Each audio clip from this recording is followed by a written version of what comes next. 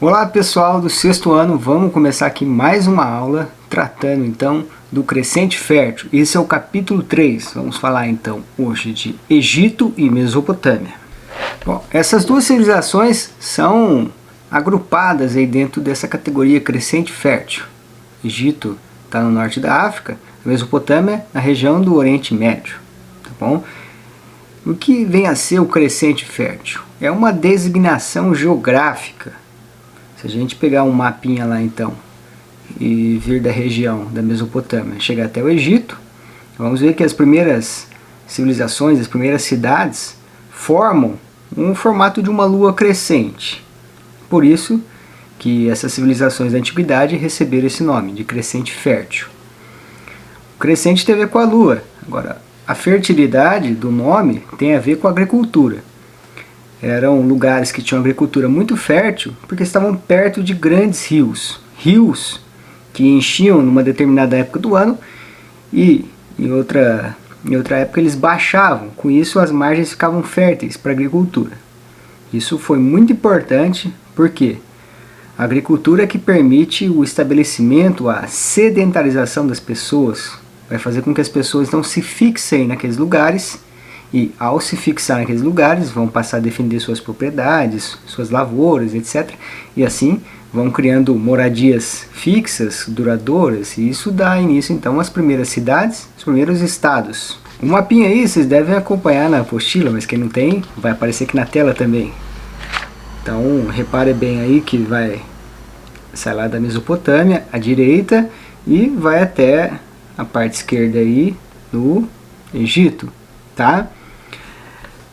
Quero fazer só mais um comentário rápido. Vocês estão vendo que está escrito aí Baixo Egito e Alto Egito? Professor, por que o Baixo Egito está em cima e o Alto Egito está embaixo? Porque esse baixo e alto tem a ver com altitude, a altura aí das montanhas no caso. Então olha bem que o Baixo Egito está mais próximo do mar Mediterrâneo, tá? Então é a mesma tendência. Vamos pensar então que toda cidade que está na praia, que está próxima ao mar, ela é mais baixa, ela está no nível do mar, e as outras que estão mais no interior, elas estão mais altas. Então essa lógica que a gente tem que pensar aí. O rio Nilo, que corta todo o Egito aí, ainda desce, pega uma parte extra da África, ele nasce nas montanhas e corre para o mar, tá bom? Esse é o sentido do rio que vocês estão vendo no mapa aí.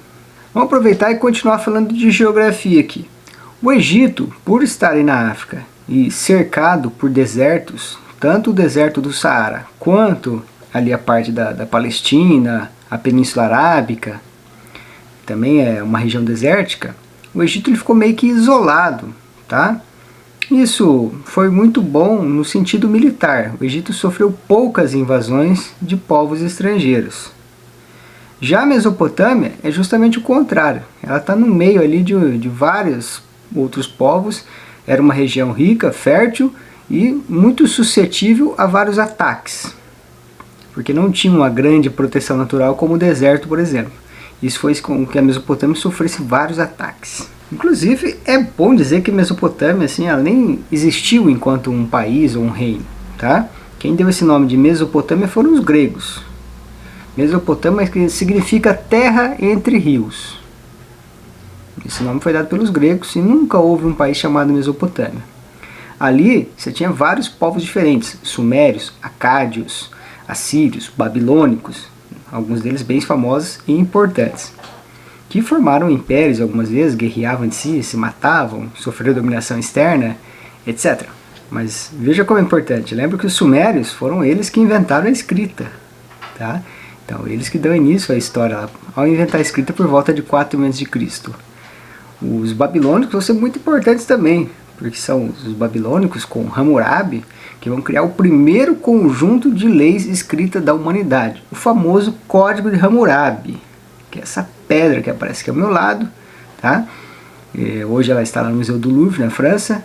Tem um vídeo meu que eu, quando visitei esse museu, procurei lá o Código de Hammurabi, comento um pouco mais dessa história, beleza? Seguindo aqui então, a organização política da Mesopotâmia, ela é então fragmentada, ela é através de cidades-estados. O que é uma cidade-estado?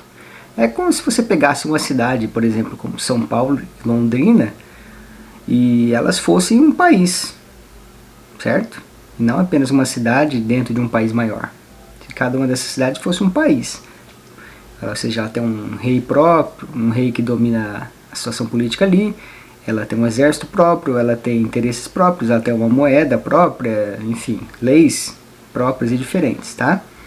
Então ela é uma cidade em tamanho, mas ela funciona como se fosse um país. Existe isso ainda hoje, cidade-estado? Sim, o Vaticano é um exemplo disso, tá? Mas a gente poderia pegar também, por exemplo, Hong Kong, é uma cidade-estado, San Marino, Mônaco, certo? Ainda existem algumas cidades-estados no mundo. Ou seja, eles tinham rivalidades políticas principalmente, competição econômica, etc., mas tinham afinidades em comum, na questão de língua, na questão da religião, dos costumes, dos hábitos, tá? Eram povos que estavam muito próximos e por isso não tinham afinidades. Já no Egito acontece o contrário. Como o país era isolado de outras civilizações, no começo você tinha uma divisão entre o Alto Egito e o Baixo Egito. Eles funcionavam através de agrupamentos ali, chefiados por monarcas, e depois de um tempo, lá com o Menés, eles vão se unificar, formando um só Egito. E durante a maior parte do tempo o Egito vai ser então um país só. Dá para falar aqui que, em comum, tanto no Egito quanto na Mesopotâmia, as pessoas trabalhavam muito no campo, tá? E viviam em função da agricultura que era favorecida por esses grandes rios. No caso do Egito, o rio Nilo. No caso da Mesopotâmia, eram 2 rios. Lembra que Mesopotâmia significa terra entre rios, terra entre águas. E quais eram esses 2 rios? O Tigre e o Eufrates. É tigre, assim como o animal, tá? E Eufrates. Além do trabalho rural, na agricultura, esses povos também trabalhavam em grandes obras coletivas, né? Construção de pirâmides, de canais, de muralhas, enfim, coisas desse tipo, tá? Eram grandes obras mesmo, tanto que as pirâmides estão de pé até hoje, aí, mais de 3.000 anos, certo? Esses trabalhadores prestavam serviços, né, ao faraó ou ao rei das cidades-estados da Mesopotâmia, tá? Em alguns casos também havia também o trabalho escravo, certo? Já vamos falar mais dele daqui a pouco. O Egito também desenvolveu formas de escrita, né? Foi depois dos Sumérios, sim, mas desenvolveu até formas mais sofisticadas, tá?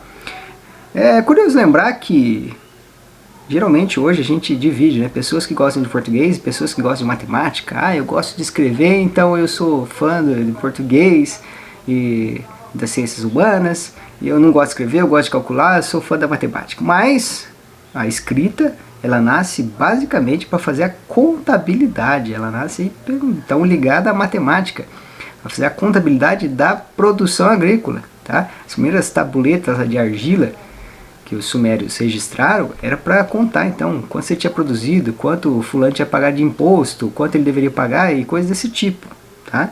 Era uma contabilidade. Os egípcios desenvolveram 3 tipos de escrita justamente por isso, cada uma tinha uma finalidade.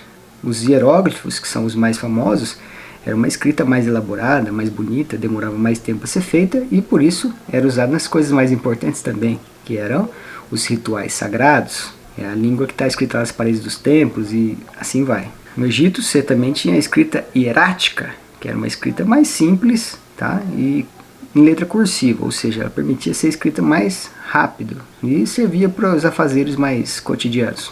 Depois de um tempo eles desenvolveram ainda a escrita demótica, que era ainda mais rápida que as outras duas. E a escrita demótica era usada então para fazer listas e documentos que tivessem mais palavras, mais textos, digamos assim. Na religião, essas 2 civilizações também têm semelhanças, tá? A principal delas é o politeísmo. O que significa politeísmo? Acreditar em vários deuses, tá? Essa é a grande semelhança, beleza? Qual que é a grande diferença entre essas religiões? No Egito, o faraó ele era visto como um deus. o próprio Deus, a própria representação humana do Deus, certo? Na Mesopotâmia isso não acontecia. O rei, o líder lá, ele era, né, um representante de Deus, alguém abençoado por Deus, mas não era o próprio Deus. Tá? Então essa é a grande diferença. Porém, as duas civilizações eram politeístas, acreditavam em vários deuses. Ainda vale destacar que no Egito eles tinham uma religião que a gente chama de antropozoomórfica, ou seja, os deuses poderiam ter formas humanas, antropo, poderiam ter formas animais, zoo, ou misturando os dois tipos, né? Então seriam antropozoomórficas, tá bom? Então tem essas características, por isso que alguns desenhos a gente vai ver lá um ser humano com cabeça de cachorro, ou o contrário, um corpo de, sei lá, de corpo de leão e cabeça de humano, e por aí vai, tá? Então tem essas misturas aí na religião egípcia. Ainda é importante lembrar também que, além dos faraós serem vistos como os deuses, eles eram vistos como pessoas que tinham então um poder sobrenatural, como por exemplo de controlar o volume de cheias do rio Nilo, por exemplo. E dali que saía toda a fertilidade, toda a produção agrícola, o que fazia a população não passar fome. Então, essas pessoas trabalhavam, prestavam serviços, pagavam impostos para o faraó, acreditando nesse poder supremo que o faraó tinha. Mas o faraó tinha realmente esse poder? Lógico que não, né? Ele era uma pessoa comum, mas ele manipulava então a informação, conhecimentos científicos, astronômicos que eles tinham já com um certo adiantamento,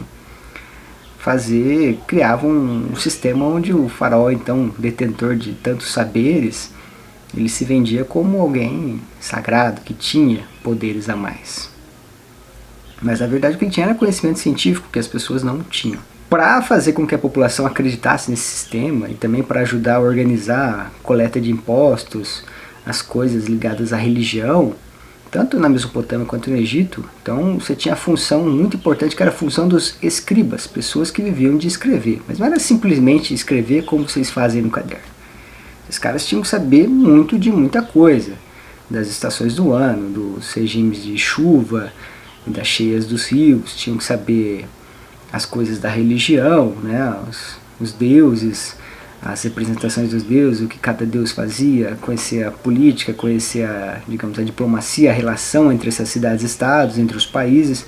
Então eles tinham que saber muita coisa e por isso eram bem remunerados para isso. Os escribas estavam lá no topo da sociedade, tanto no Egito quanto na Mesopotâmia. Tá? Lógico, não eram tão importantes quanto o rei ou quanto o faraó, mas formavam ali uma classe de importância, uma classe social que estava ali no topo, tanto no Egito quanto na Mesopotâmia.